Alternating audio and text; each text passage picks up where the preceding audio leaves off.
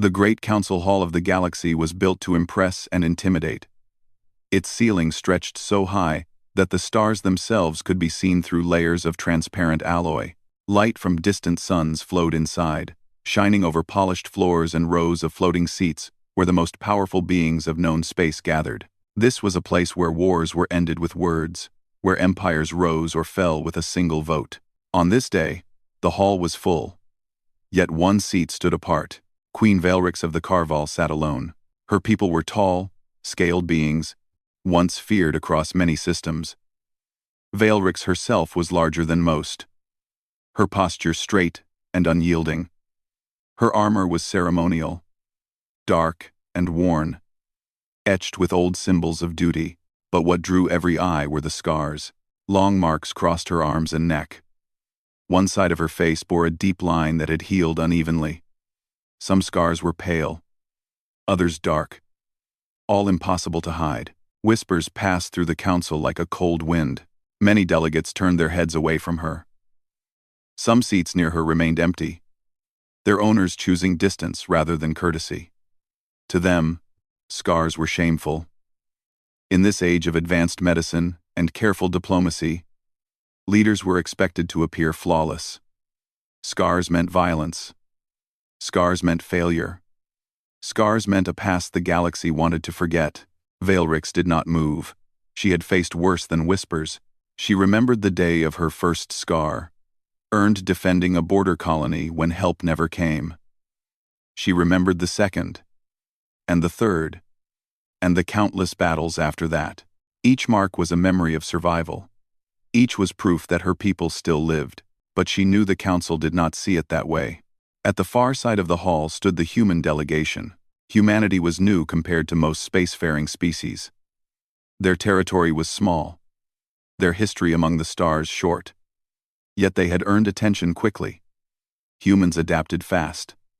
They learned faster, and they had an unsettling habit of stepping into conflicts others avoided. Commander Elias Kane stood among them, hands clasped behind his back.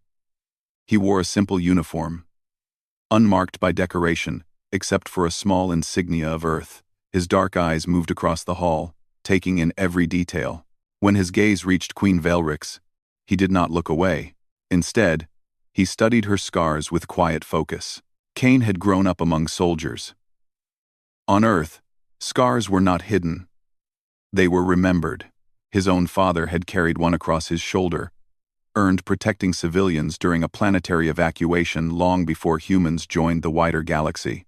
Kane had learned early that scars did not mean savagery. They meant someone had stood in front of danger instead of running from it. As the council session began, the central platform lowered, and the High Arbiter floated into view. The Arbiter was an ancient being, its form wrapped in light and soft mechanical hums. Its voice echoed evenly across the hall. "We convene to judge the standing of Queen Veilrix of the Carval," the Arbiter announced. "Concerns have been raised regarding her fitness to lead in an era of peace." A low murmur followed. One delegate rose, a slender being with smooth skin that shimmered like glass. "The Carval Queen represents outdated values," it said. "Her body alone speaks of endless conflict. Such a figure cannot guide her people toward harmony." Another delegate followed. "Her presence unsettles trade partners. Fear follows her wherever she goes." A third added coldly, "The galaxy has moved beyond rulers shaped by war." Each word struck like a blade, though Veilrix did not flinch. She had expected this. For years, her requests for aid had been delayed, questioned, or denied. This was simply the final step. The Arbiter turned toward her. "Queen Veilrix, do you contest these claims?" She rose slowly, her movements controlled. When she spoke, her voice was deep but steady. "My scars are not marks of cruelty," she said. "They are the cost of survival. When threats came to my people, I stood before them.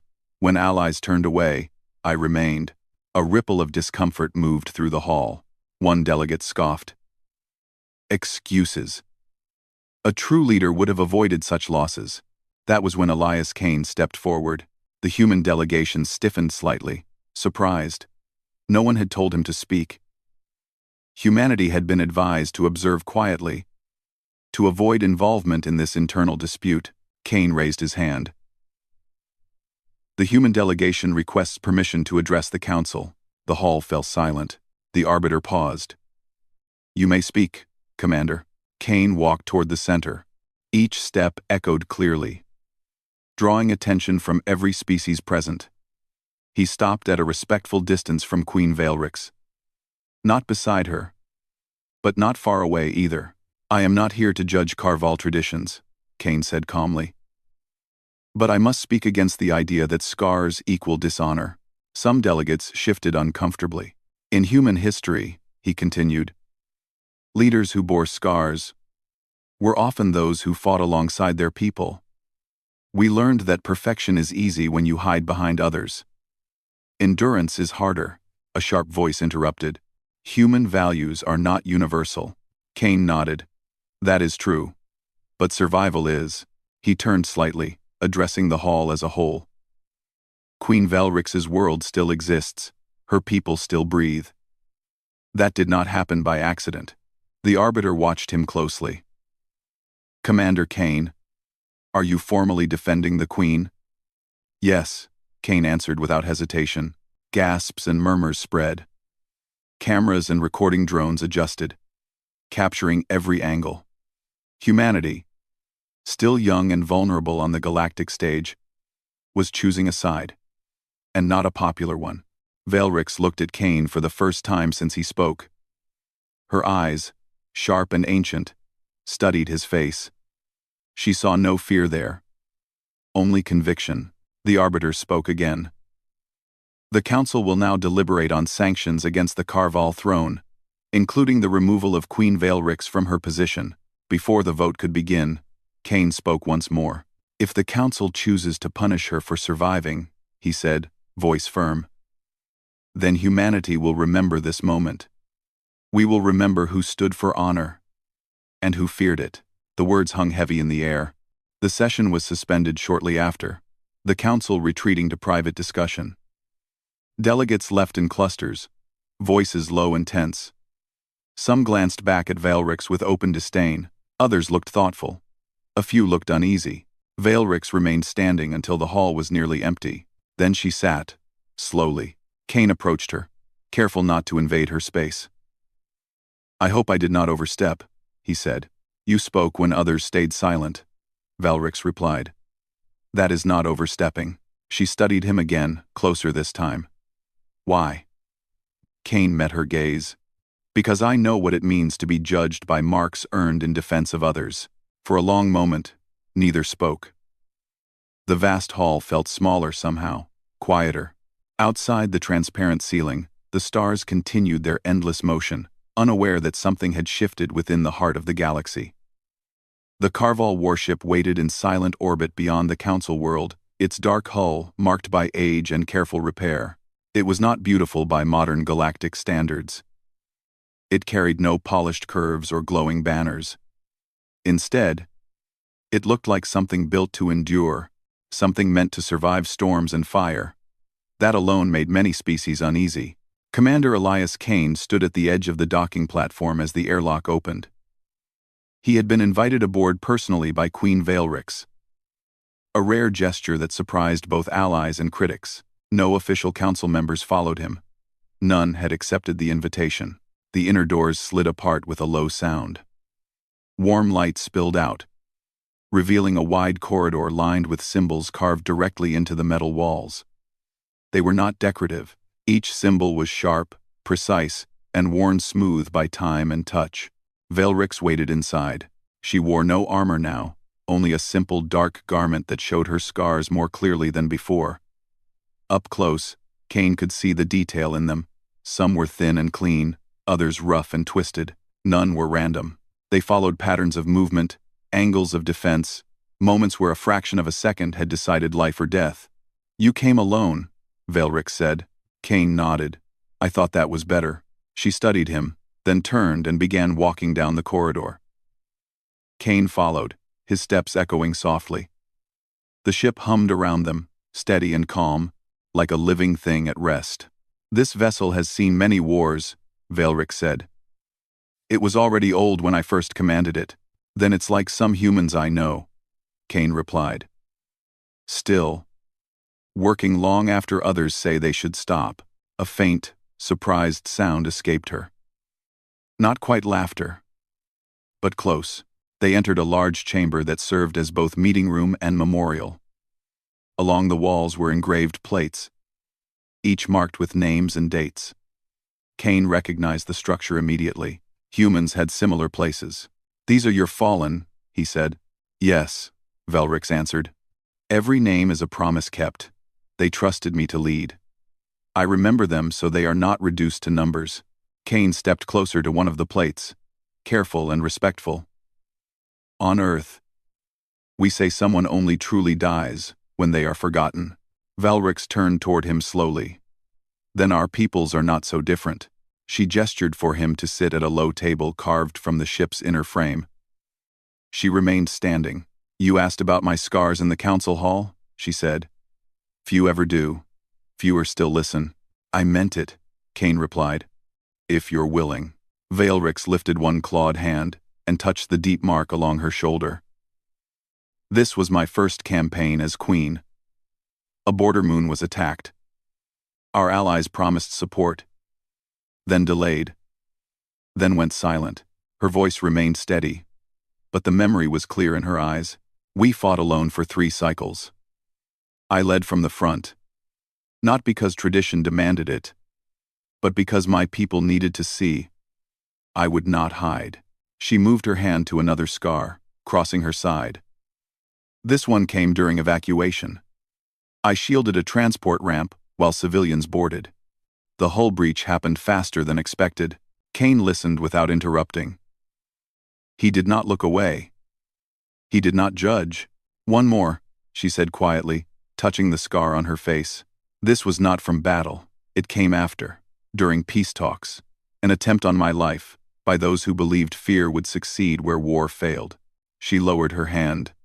Tell me, Commander Kane, on your world, are leaders punished for surviving?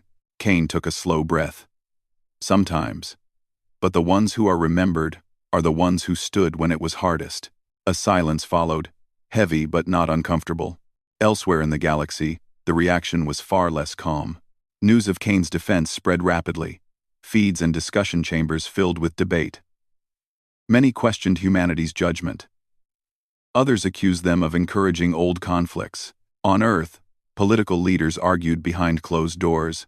Some demanded Kane's recall, fearing sanctions or loss of trade. A message reached the ship hours later. Commander Kane, the human liaison said through the screen, face tense. You're under heavy pressure to step back. The council is not pleased. Kane glanced at Velrix, then back at the screen. I understand. Do you? The liaison pressed. This could cost us influence we can't afford to lose. Kane's expression hardened. If our influence depends on silence in the face of injustice, then maybe it's not worth keeping. The transmission ended without resolution. Velrix watched him closely. You risk much for someone your people barely know. Kane shrugged lightly. We learn fast. Another message arrived soon after, this one not from Earth. An outer system relay reported unusual movement. Long dormant signals had awakened near the old frontier zones, regions once guarded by Carval fleets before resources were stripped away and protection withdrawn. Velrix's posture changed instantly. The calm ruler vanished, replaced by a commander shaped by instinct and experience. This pattern, she said, studying the data. I have seen it before. Who is it? Kane asked. An enemy the galaxy prefers to forget, she replied, because remembering would mean admitting they were wrong to abandon those borders. She straightened and looked at Kane. This is why they fear my scars. They remind them of unfinished duties. Kane nodded slowly. Then the timing is not a coincidence. No, Velrix said. It never is. As word of the threat spread, panic followed. The council scrambled, issuing cautious statements and forming committees. Fleets were discussed, delayed, reconsidered. Many worlds requested aid, even those who had supported sanctions against Velrix only days before. Kane watched the feeds with a growing sense of anger. They're still hesitating. Valrix's eyes narrowed. They always do. She turned to him. If the council falls, they will ask me to fight. If they stand, they will ask me to step aside. And what will you do? Kane asked. Valrix was silent for a moment. I will protect those who cannot protect themselves. As I always have. Kane smiled slightly. Then you won't be alone this time. She studied him, then extended her hand, claws open but non-threatening. Among her people, it was a sign of trust. Kane placed his human hand against it. Outside the ship, the stars burned quietly, unaware that old wars were stirring, and that a bond between a scarred queen and a stubborn human commander was about to change the fate of more than one world. The first warning came as a quiet failure. An outer relay station went dark without sending a distress call. Then another followed. Trade routes near the old frontier slowed, then stopped completely. Ships that passed through the region reported strange echoes on their sensors, shapes that vanished when tracked directly. The council called it a technical problem. Queen Valrix called it an invasion. On the bridge of her warship, the air was tense, but controlled. Officers moved with calm speed. Their actions practiced through long habit. Large tactical displays showed expanding red zones along the frontier, each one marking a system that had gone silent. Commander Elias Kane stood beside Valrix, watching the data update in real time. They're testing defenses, he said, mapping reactions. Yes, Valrix replied. They always begin this way. Quiet, patient. A transmission signal appeared. The council emblem filled the screen, flickering slightly. Queen Valrix, the High Arbiter said. Given your experience in frontier warfare, the council requests your tactical assessment. Kane felt the careful choice of words. Requests, not apologies, Valrix answered without hesitation. The threat will not stop at the frontier. If you delay, core worlds will burn. Murmurs rose behind the Arbiter. We require confirmation before deploying full fleets. You had confirmation years ago, Valrix said calmly. You chose comfort instead. The Arbiter shifted. What do you propose? A joint response, she said. My fleet will take point. Human forces should deploy alongside us. Their adaptability will be critical. The silence that followed was long. Finally, the Arbiter turned to Kane. Does humanity agree to this? Kane stepped forward. Yes. The word echoed louder than expected. Within hours, human ships arrived in formation near the Carval fleet. They were fewer in number, smaller than many council vessels, but tightly organized. Their hulls bore signs of recent modification, weapons adapted for unfamiliar threats. Carval crews watched them with curiosity. They fly close, one officer noted. No fear of collision. They trust their pilots, Valrix replied, and each other. As the combined fleet moved toward the frontier, the enemy revealed itself. Dark shapes emerged from folded space, vast and angular, their surfaces absorbing light instead of reflecting it. They moved without formation, yet with purpose, like predators spreading through tall grass. Weapons fire erupted. Human ships reacted instantly, adjusting tactics mid-battle. They shared targeting data freely, even with Carval vessels they had never flown beside before. When a Carval cruiser took heavy damage, a human frigate moved in front of it without orders, absorbing the next strike. Human vessel, pull back, the Carval captain shouted. Negative, came the reply. We've got you. Valrix watched the exchange, something tightening in her chest. She gave rapid commands.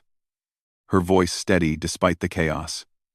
Her fleet moved with precision, born of experience, drawing the enemy into narrow engagement zones, where their numbers mattered less. The enemy adapted quickly. They shifted tactics, targeting command ships, striking with focused intensity. One massive vessel broke through the defensive line, heading straight for Valrix's flagship. Brace, an officer shouted. Before the impact came, 3 human ships altered course, forming a shield. Their combined fire slowed the enemy long enough for Valrix's flagship to unleash its main weapon. The enemy vessel shattered, fragments dissolving into space. Cheers erupted across the bridge, but they were short-lived. More enemy ships emerged. They're not retreating, Kane said quietly. They're committing. Veilrix nodded. Then so will we. Hours passed in relentless combat. Losses mounted on both sides. Human medics worked alongside Carval healers, sharing techniques, adapting equipment. No one asked whose blood was whose. In the midst of battle, a message broke through the noise. A council world was under direct attack. Panic spread through the council chambers. Worlds that had once voted to isolate Veilrix now begged for protection. Fleets were scrambled too late, movements slow and uncoordinated. Veilrix saw the pattern instantly. They want us divided, Kane nodded. If we pull back, the frontier collapses. If we stay, the core suffers. Veilrix closed her eyes for a brief moment. Then she opened them. Decision clear. We hold, she said. Human Commander Kane, can your forces split? Kane checked his display. We can. It'll be risky. She met his gaze. Everything worth saving is. Kane activated the fleet channel. Human Task Group. Listen up. We're dividing forces. Half with the Queen. Half with me. Anyone who wants to object. Now's the time. No one spoke. Good, Kane said. Let's move. As Kane's group broke away toward the threatened council world, Veilrix's fleet pressed deeper into enemy territory. The fighting intensified, the enemy reacting violently to the pressure. On Kane's bridge, alarms blared as enemy ships intercepted their course. They're faster than expected, a pilot reported. Then we'll be smarter, Kane replied. Human ships used unpredictable maneuvers, exploiting terrain, debris, even the gravity wells of dying stars. When ammunition ran low, they switched tactics without hesitation. At the council world, civilian evacuation was incomplete. Enemy vessels were already firing on orbital defenses. Kane's fleet arrived at full speed, charging directly into the fray. Protect the transports, Kane ordered. Nothing else matters. Human ships positioned themselves between the enemy and the planet, taking heavy damage but holding the line. One transport barely escaped before an enemy blast tore through the space it had occupied seconds earlier. Down on the planet, council members watched in disbelief as human vessels fought with reckless determination, refusing to retreat. They're not even from here, one delegate whispered. No, another replied. But they came anyway. Back at the frontier, Veilrix faced the enemy commander directly. Her flagship bore new damage. Old scars joined by fresh marks. She smiled grimly. You see, she said to her officers, they have not changed. She led a decisive strike, exploiting a weakness she remembered from wars long past. The enemy line broke, their formation collapsing under sustained pressure. When the final enemy vessel retreated into folded space, silence fell. Across the galaxy, the battle ended almost simultaneously. Losses were heavy. Victory was undeniable. In the aftermath, messages poured in: gratitude, shock, shame.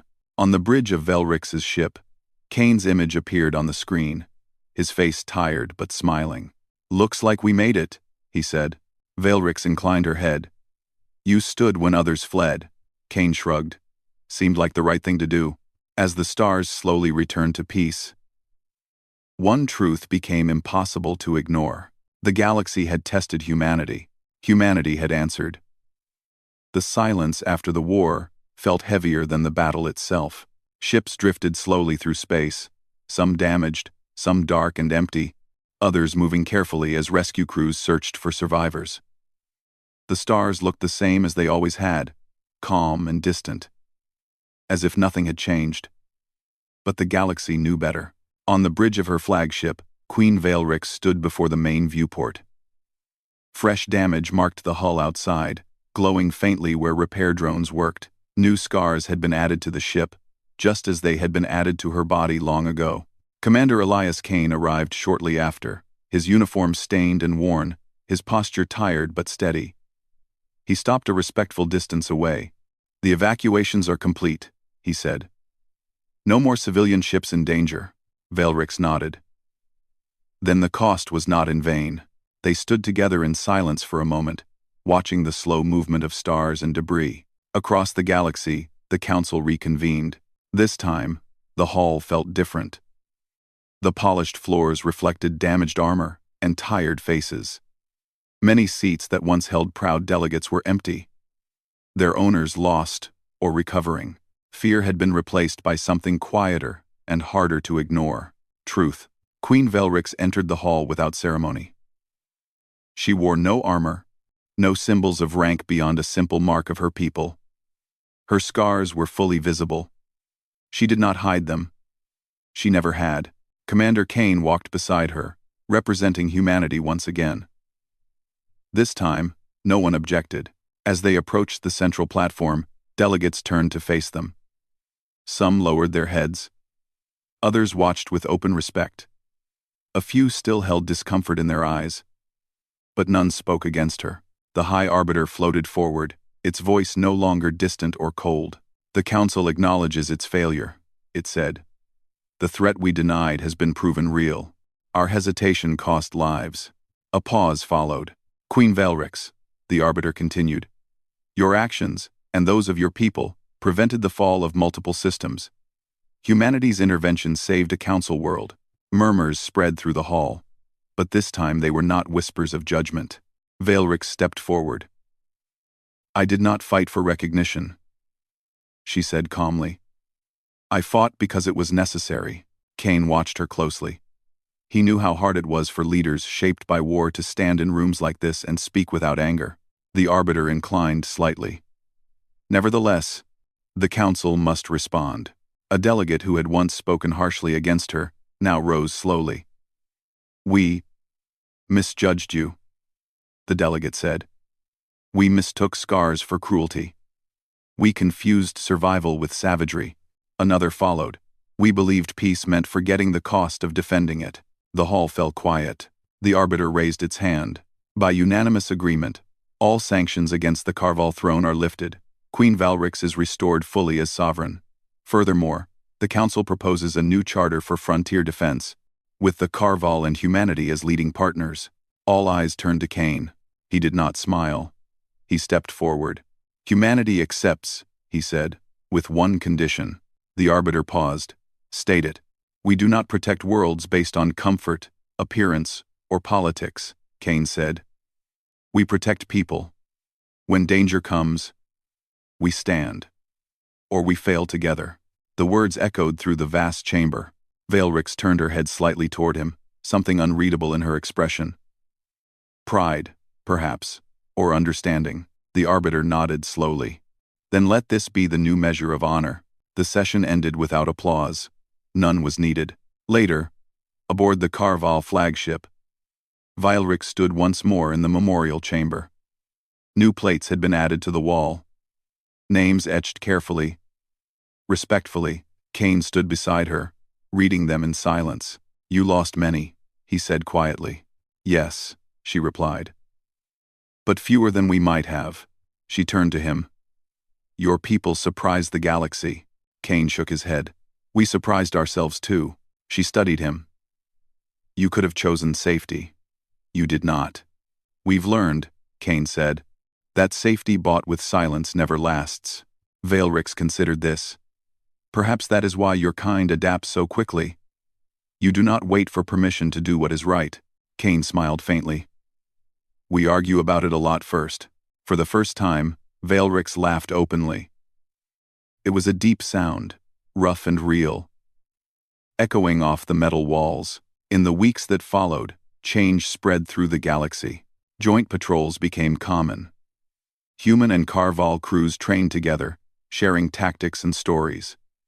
Other species watched, cautious at first, then curious. Old assumptions weakened.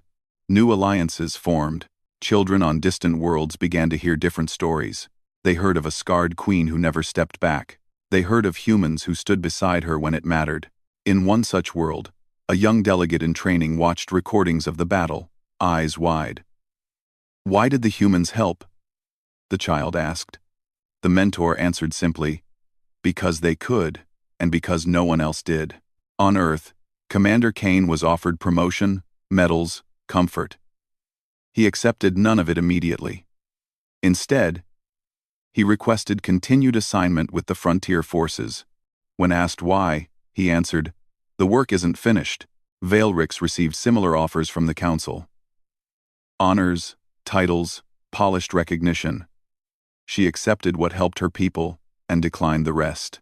One evening, as stars drifted past the viewport, she and Kane stood together once more. "The galaxy will forget again," she said. "In time." Kane nodded. "Probably. But," she continued, "they will remember this longer than before." Kane met her gaze. "That's how change starts." She extended her hand again, not as a ruler this time, but as an equal. Kane took it. Beyond the ship, the stars burned on, unchanged yet newly understood. And across the galaxy, a simple truth had taken root. Scars were not signs of shame. They were proof that someone had stood their ground when the universe tested them, and humanity would always recognize that,